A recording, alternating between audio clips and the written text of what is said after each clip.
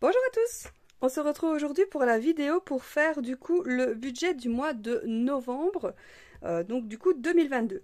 Donc j'espère que pour vous le mois d'octobre s'est bien passé, que vous avez eu quelques petites économies déjà sur les 3 premières semaines. Moi j'ai hâte d'être du coup à lundi pour clôturer mon mois d'octobre et donc du coup la 4e semaine pour voir à combien s'élèveront réellement du coup nos économies. Alors... Comme je vous avais expliqué dans la... Enfin, pas vraiment expliqué, mais dit dans la vidéo précédente, j'ai changé un petit peu les petites feuilles en fait que j'avais faites parce que ça faisait trop de doublons, ça devenait un petit peu trop compliqué. Puis au final, j'avais pas toutes les infos que je voulais de semaine en semaine pour justement pouvoir suivre mon budget. Et donc, je les ai donc refaites en fait. Donc, j'ai rien fait d'extraordinaire. Donc, je vais vous zoomer peut-être un petit peu pour que vous puissiez voir. Voilà, donc en fait, tout simplement pour mon suivi de semaine en semaine, j'ai fait ce petit tableau-ci, en fait, donc qui reprend le total des rentrées, le total de toutes les charges en contact, enfin, par carte bancaire, en fait, qui ont été retirées, le total de toutes les dépenses également, et combien, du coup, j'ai retiré en banque pour remplir mes enveloppes. Et donc, du coup, j'ai le reste qui me reste, du coup, sur le compte en banque. Et j'ai fait ça par semaine en fait, comme ça chaque semaine je sais combien on dépense et quelle charge a été retirée ou pas. Donc du coup la somme répartie dans les enveloppes, en général c'est le total du retrait banque, hein, puisque c'est ce qu'on répartit dans les enveloppes en espèces. Et du coup par semaine combien on dépense dans chaque enveloppe, enfin pas dans chaque enveloppe mais justement dans mes enveloppes dans la globalité, pour avoir mon reste enveloppe et combien j'ai épargné par semaine. Et donc du coup ça j'ai pour chacune des semaines, quand il y a 5 semaines dans le mois, donc du coup je vais jusqu'à la semaine 5 et au final j'ai mon bilan en fait du mois, donc j'ai mis des couleurs pour que ce soit un peu plus simple on va dire, hein, mais bon voilà, ça c'est dans la globalité pour faire par semaine, parce que le premier que j'avais était plus ou moins similaire, mais voilà, il y avait des choses qui changeaient et ça allait pas en fait, ça ne me convenait pas. Ensuite, donc pour le budget prévisionnel, là je vais un petit peu dézoomer. Voilà, là aussi pareil, je l'ai refait. Et je l'ai refait pourquoi? Je l'ai refait pour ne plus avoir de doublons. Donc déjà dans la celle de la semaine passée ou celle d'avant, je ne sais plus, j'avais dit que je supprimerais en fait des fiches qui faisaient doublons avec d'autres. Et en fait, je me suis rendu compte que même la fiche que je comptais garder fait doublon. Mais bon, celle-là, je pense que je la garderai quand même parce que celle-ci est donc dans mon cahier, et alors dans ma petite farde, j'ai donc pratiquement la même chose, mais donc en plastifié que je peux effacer pour chaque mois, sauf que je n'ai que le montant prévisionnel et pas donc du coup les montants réels, que ça je garderai que dans mon cahier, puisque effectivement ce n'est que le prévisionnel juste ici, le montant que je répartis dans chacune de mes enveloppes, et alors après juste le petit récapitulatif, donc qui reprend du coup combien on gagne, combien on paye, et en toute logique combien il devrait rester au niveau des économies. Et alors évidemment le petit objectif du mois, parce que ça c'est quand même toujours bien sympa de se mettre des petits objectifs pour savoir où partent nos épargnes. Et donc ici j'ai donc refait mon tableau, donc en fait qui est le même que celui que j'avais avant, mais qui en fait reprendra les deux colonnes du coup pour avoir le prévisionnel et le réel. Et comme ça au moins on pourra, on va dire, être plus ou moins fixé réellement en fait en ayant les deux colonnes l'une à côté de l'autre, parce qu'en ayant à chaque fois le total l'un en face de l'autre, c'est beaucoup plus facile de voir réellement en fait au final combien est-ce qu'on a réellement dépensé. Et c'est donc ce prévisionnel du mois de novembre que nous allons faire aujourd'hui ensemble. Alors au niveau des salaires, je me demande si je ne prendrai pas la fiche du coup du mois passé, voilà, déjà pour reprendre au niveau des montants des charges, puisque ceux-là sont toujours les mêmes. Donc je vais reprendre cette fiche là pour suivre plus ou moins, parce que bon voilà, c'est, on va dire, toujours plus ou moins pareil selon les mois. Donc voilà, donc au niveau donc du coup du salaire, on était à 3342 le mois passé. Ici il y a une petite augmentation, je vais tabler sur 3005. Je pense que qu'est-ce que je dis, 3005, oui 3005, on devrait être bon au niveau des salaires. Je vous avoue que j'ai rien préparé avant, donc c'est vraiment, je vais pas dire aléatoire, mais je vais vraiment me fier du coup à ceci. C'est juste que je sais qu'il y a une petite augmentation. Au niveau des allocations familiales, en prévu, je pense que je peux toujours compter la même chose. La bourse alimentaire, ça ne change pas. Le supplément déplacement, bah, je pense que je vais encore compter 370 parce qu'il me semble qu'on est encore dans le même nombre de jours. Donc voilà. Au niveau des gains et des remboursements, ça c'est quelque chose que je ne sais pas prévoir. En tout cas au niveau des gains, je ne sais pas si je vais vendre quelque chose sur Vinted ou quoi que ce soit. Donc je ne peux pas le comptabiliser. Et au niveau des remboursements, ben, je ne sais pas encore en fait comment va fonctionner le remboursement au niveau dentaire. Donc en fait je ne mets absolument rien. Alors ici, je vais calculer tout ça. Et voilà, donc ça nous fait un total de prévisionnel évidemment de 4443. Bon, j'aurais bien arrondi à 4440, mais on va dire qu'on laisse comme ça puisque c'est le prévisionnel. Donc au niveau des rentrées, j'aurais peut-être même dû séparer cette case en deux pour vraiment faire la réalité. Hop. Voilà, on peut déjà du coup noter les entrées.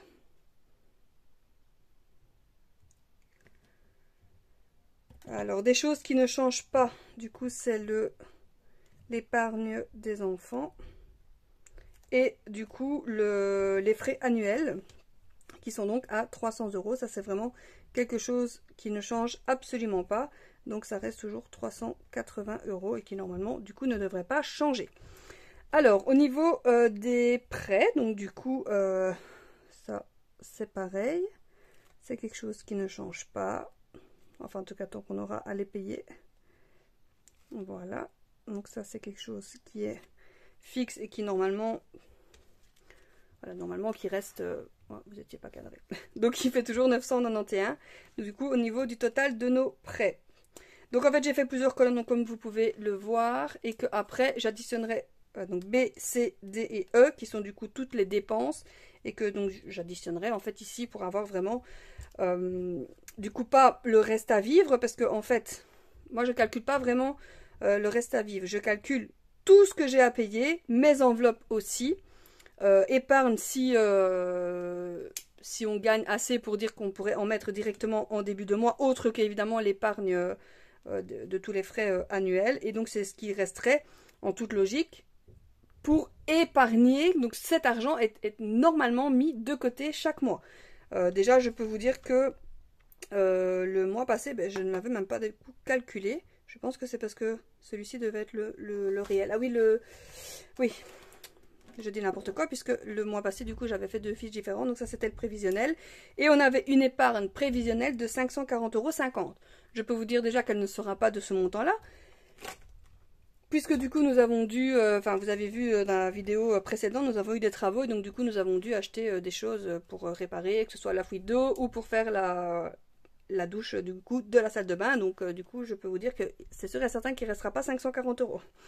Alors au niveau des charges, nous avons alors hop,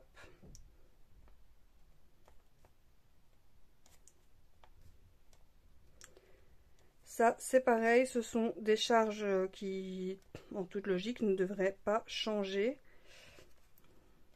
qui sont toujours la même chose. Au niveau de l'internet, on a payé ici 32, mais je vais quand même le tabler sur 35 parce que c'est bizarre, d'habitude on ne paye pas ça. Ok, alors nos téléphones à chacun. La facture d'eau, donc là c'est la même chose, donc on additionne les 26 € donc qui est pour notre remboursement que nous avons donc du coup échelonné sur l'année. Et donc nous avons également donc la facture du mois. Mais comme le paiement ne se fait pas en même temps, donc du coup sur la même facture, je préfère le mettre du coup en 2 fois. Pour le gaz et l'électricité, on est à 230. Et donc du coup pour le dentiste, cette fois-ci, donc comparé à la fois passée où j'avais mis dans les frais variables, je vais le mettre en charge fixe parce que je sais que c'est une charge qu'on aura chaque mois pendant 2 ans. Donc j'estime que 2 ans c'est quand même assez long pour pouvoir le mettre en charge fixe. Et donc je vais additionner tout ça. Je vous l'accepte.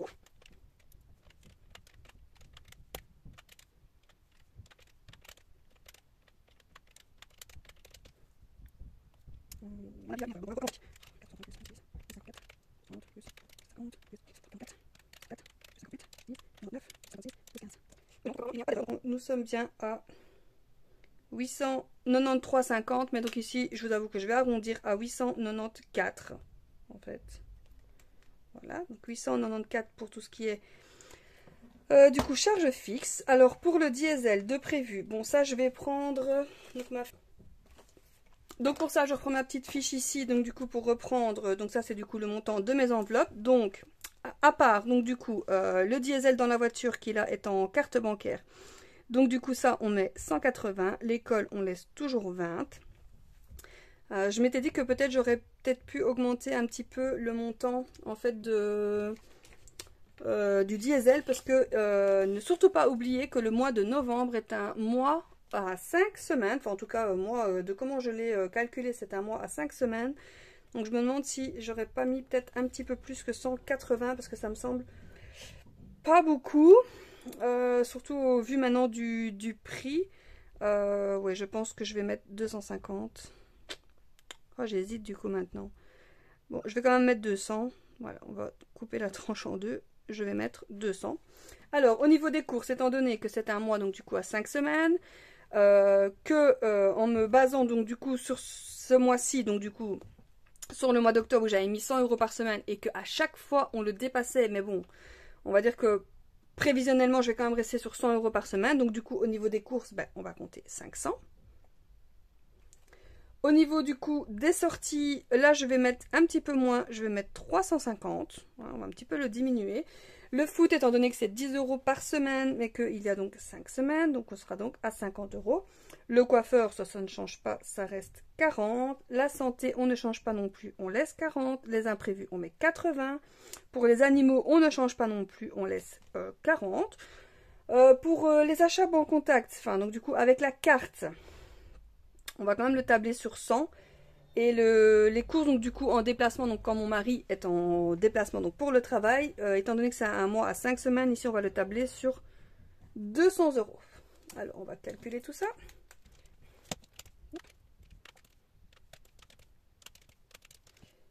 Ce qui nous fait donc 1620 €, donc en prévisionnel. On va maintenant du coup calculer combien on pourrait mettre du coup en épargne du coup ce mois-ci, donc en prévisionnel. Donc on a le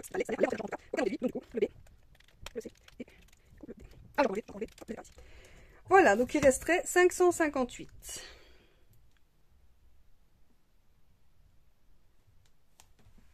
Alors évidemment, donc je vais aussi calculer donc du coup toutes les dépenses. Voilà.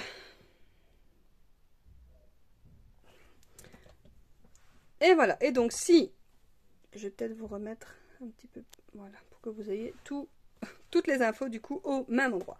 Donc du coup, le prévisionnel pour le mois de novembre, je prévois des rentrées pour 4 443 €, un total des dépenses pour 3 885 €, et donc si on additionne tout et qu'on retire ça de nos rentrées d'argent, il devrait rester en épargne 558 €, ce qui voudrait dire, et je pense que c'est ce qu'on va faire, je vais l'arrondir à 550 €. Je pense faire directement le versement en début de mois. Donc je vais mettre ici un dépôt d'épargne. Et je pense mettre du coup cette somme-là. Voilà, je pense mettre 550. Bon, même arrondissons à 500 pour dire 2. Mais j'ai bien envie de placer du coup ces 500 € directement en dépôt d'épargne, donc du coup sur le compte. Voilà, en l'ayant déjà pas en début de mois et donc du coup en se disant, ben voilà, en voyant réellement les chiffres qui restent sur le compte, ben on sera peut-être, je vais pas dire moins tenté à aller les rechercher, parce que si en fait on veut avancer dans les travaux, donc du coup ici comme par exemple on finit la douche, s'il y a quelque chose à aller acheter pour la douche, évidemment on prendra dans cet argent-là, parce qu'au final cet argent-là sert à ça. Étant donné que, vu qu'on fait les enveloppes depuis pas longtemps, c'est pas qu'on a non plus une épargne de côté de 15 000 €. Hein. Donc, évidemment, on sera bien obligé de prendre sur, entre guillemets, on va dire, le surplus du mois.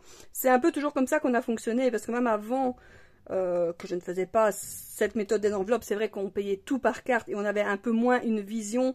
Enfin, on avait tendance quand même à un peu plus dépenser, étant donné qu'on n'avait pas l'argent dans nos mains, en fait. Donc, quand c'est plus virtuel, on dépense plus. Ça, c'est pour tout le monde pareil, je pense. Mais il y avait quand même un suivi, je veux dire, au niveau de nos dépenses. On faisait quand même pas n'importe quoi, on n'a quand même jamais été à découvert, on faisait pas de prêts pour partir en vacances ou ce genre de choses. Les prêts, c'est vraiment les prêts qu'on a, c'est voilà, pour la maison, la voiture et pour les travaux, parce qu'on a fait pour des travaux de 40 000 euros. Clairement, les 40 000 euros, on les avait pas. Mais on ne fait pas de prêts pour des choses du plaisir du quotidien. On fait pas de prêts pour partir en vacances. On fait pas de prêts pour se payer des choses qui ne sont pas nécessaires et donc du coup, on pourrait totalement se passer si on n'a pas l'argent pour pouvoir le faire. Voilà, on ne fait pas de prêts pour organiser des grosses fêtes de famille, des mariages, des anniversaires, ce genre de choses. Ça, c'est hors de question. On fait avec l'argent qu'on a. Et voilà, quand on estime vouloir faire quelque chose, on met de l'argent de côté pour pouvoir se le payer. Mais ici, en faisant le système des enveloppes, vraiment, le fait d'assimiler de l'argent à une certaine catégorie et donc de le dépenser, on sait où va cet argent, en fait, voilà, tout simplement. Donc, du coup, ici, je me dis que cette petite épargne du mois, pourquoi pas la reverser directement ici. Et voilà, on verra du coup comment se passe le mois de novembre par rapport à cette décision. Voilà, donc ici, c'est pour le prévisionnel du mois, du coup, de novembre, que nous avons fait ensemble. Et je vous avoue que j'ai quand même assez hâte en fait d'être ici bientôt, hein, d'être ici à la fin du mois de novembre, qui sera du coup pour moi lundi. Voilà. Hop, ici, je vais remettre celle-ci du coup en place. Pour pouvoir voir voilà, le total vraiment de nos économies. Donc pour le moment nous en étions donc ici. Bon, on a quand même pour le moment une économie de presque 90 € en espèces, mais comme je vous dis, le prévisionnel voilà, que j'avais calculé donc du coup en début de mois, donc ce prévisionnel du mois d'octobre qui estimait qu'on pouvait avoir cette somme-là en épargne, je peux vous le dire, on n'y sera pas. Si sur le compte, là maintenant, il reste 100 €, on est content.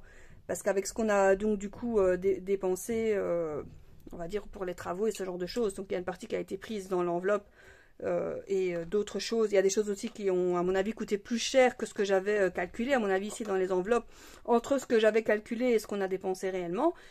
Voilà, à mon avis, on n'est pas tout à fait bon.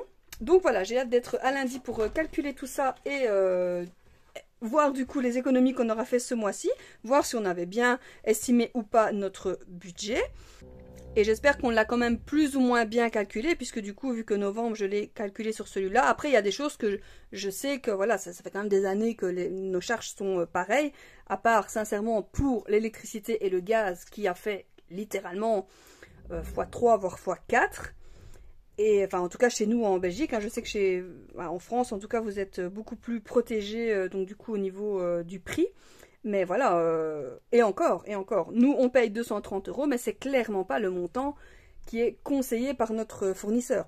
Clairement, nous sommes passés de 180 à 230, donc pour nous, personnellement, ça ne fait une augmentation que, entre guillemets, de 50 €.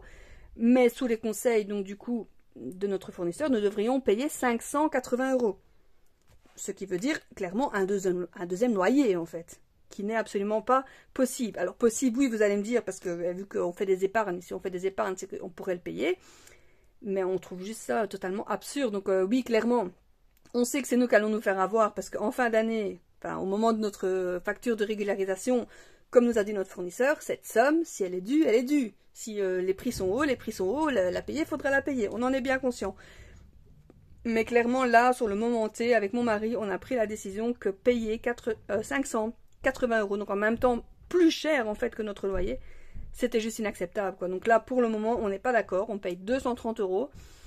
Mais voilà, la différence, en fait, ça se trouve, c'est carrément les 300 € qu'on met par mois, qui en fait devraient normalement prendre en compte toute notre charge de l'année. C'est peut-être ce montant-là qui partira pour payer cette unique facture de gaz et d'électricité, quoi.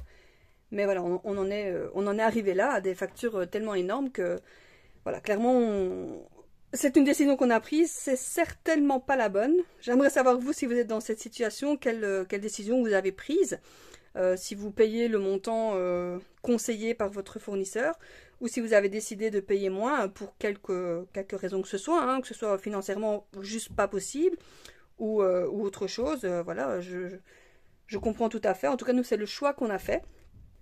Donc pour revenir donc du coup à notre prévisionnel du mois de novembre, voilà comment normalement notre mois devrait se passer. J'espère qu'on sera bon et que du coup on pourra avoir un mois un petit peu plus calme, on va dire, au niveau des dépenses et bien prévu, je l'espère. Voilà, donc j'espère que cette petite vidéo vous aura quand même plu donc sur l'établissement du budget, donc du coup pour le moment prévisionnel du mois de novembre, qui est donc pour moi en 5 semaines. Je vais quand même l'écrire en fait. Hop.